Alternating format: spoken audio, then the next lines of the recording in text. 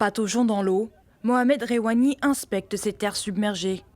Comme beaucoup d'autres agriculteurs de son village et dans la région de Kénitra, il a perdu toutes ses récoltes après un mois de précipitations inédites.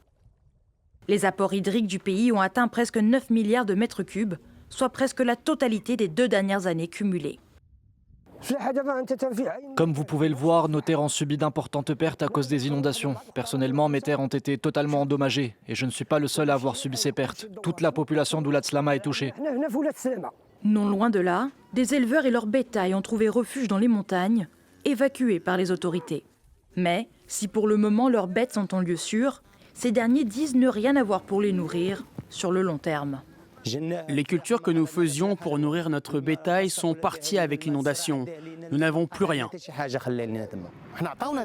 Les autorités nous ont donné une quantité d'orge. Elle est ici et nous pouvons nous débrouiller avec. Mais le problème, c'est le retour au village. Quand nous y retournerons, nous n'aurons rien à donner au bétail. Et ce bétail est notre seule source de revenus. L'agriculture est un secteur majeur au Maroc qui représente 12% du PIB et près d'un tiers des emplois. Selon les autorités, plus de 110 000 hectares dans 4 provinces ont été submergés, poussant le gouvernement à déclarer l'état d'urgence le 12 février.